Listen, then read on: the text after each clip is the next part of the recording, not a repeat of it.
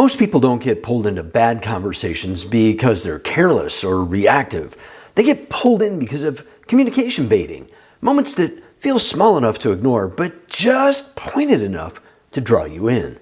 A comment that hits just close enough to feel personal.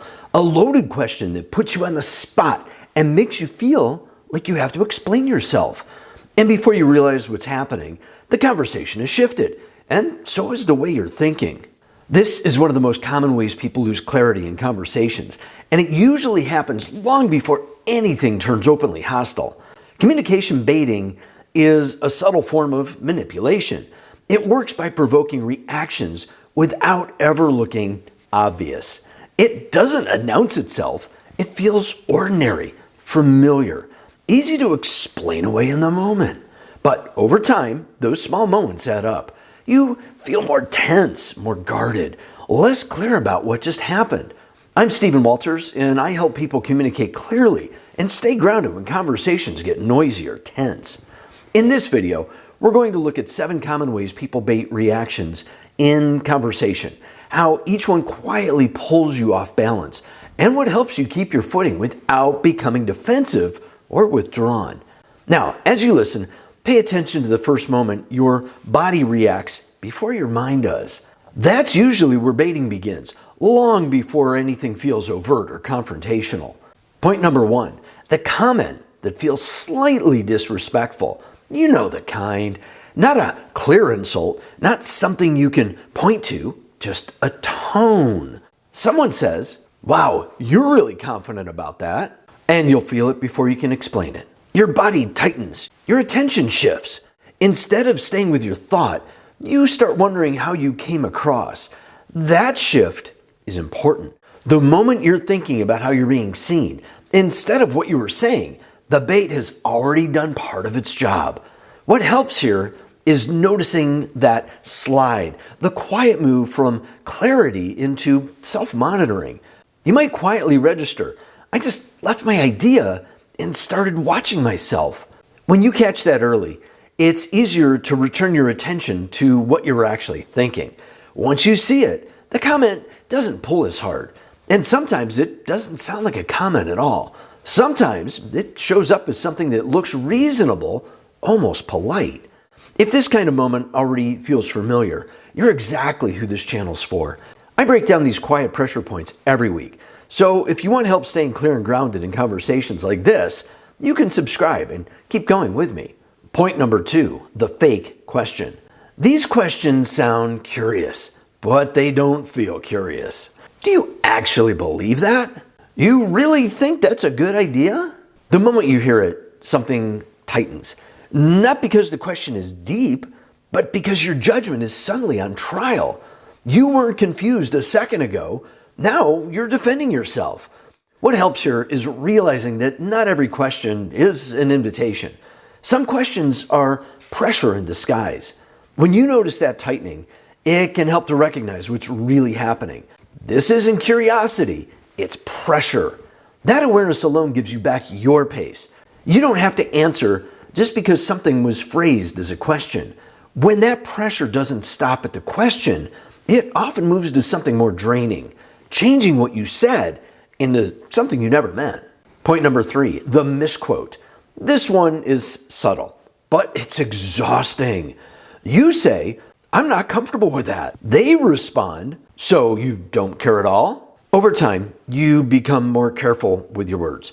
Not because you're unclear, but because you're tired of being twisted.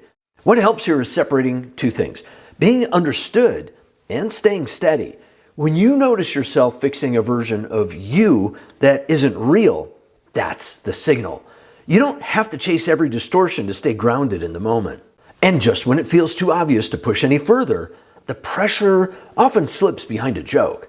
Point number 4, the joke with an edge. This one usually comes with a smile. A comment lands sharp. Then comes, "Relax, I'm just kidding." And suddenly you're stuck. If you react, you're too sensitive. If you don't, the comment still sits there. That stuck feeling isn't accidental. It's what happens when the setup leaves you no clean response. When you notice that frozen, boxed-in feeling, it helps to recognize what it is. It's a no-win setup, not a personal failure. Once you see there wasn't a right response available, the tension often loosens. You stop replaying the moment, trying to find a better answer that never existed. When humor doesn't land or doesn't get the reaction it was aiming for, the focus often shifts away from what you said and onto how you said it. And this is where things start to matter more, because from here on, the pressure usually doesn't disappear. It just changes shape and starts wearing people down quietly over time. Point number 5, the tone attack. This is when the conversation quietly turns away from what you said. Why are you getting so defensive? Calm down. You're being emotional. Now, you're watching yourself talk instead of thinking, managing how you sound instead of staying with your point.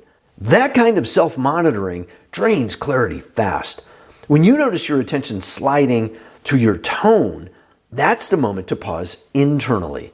The conversation didn't change, you were redirected away from it. Bringing your focus back to the original idea helps break that pull.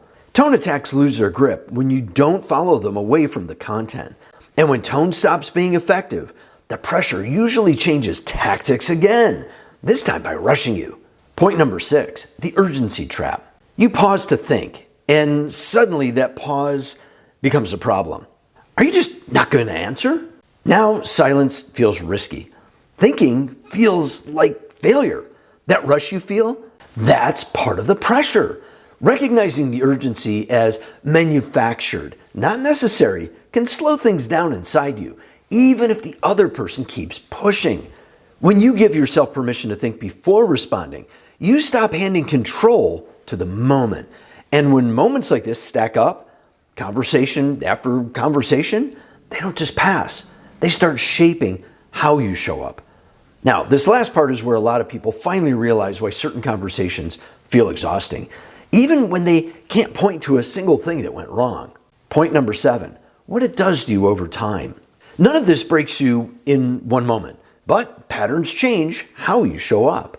You rehearse conversations ahead of time. You feel tense before certain people speak. You replay interactions long after they're over. Your mind stays alert even when nothing is happening. What helps here is naming the pattern as something external, not a flaw in you. Once the pressure has a name, it doesn't have to live entirely inside your head. After these interactions, notice whether you're replaying or rehearsing. That's often a sign of accumulated pressure, not personal weakness. Noticing that difference is often what lets your nervous system finally stand down. Reminding yourself of where you stayed steady, even briefly, helps close the loop. Now, what makes all of this so effective is how normal it feels while it's happening. Not because you're weak, not because you missed something obvious. The goal isn't perfect responses. It's staying steady when pressure shows up. Before we wrap up, which one of these felt most familiar to you? Leave it in the comment below so we can discuss it later. In the next video, we'll look at how this kind of pressure quietly wears down your focus and confidence over time. Thanks for watching. I'll see you there.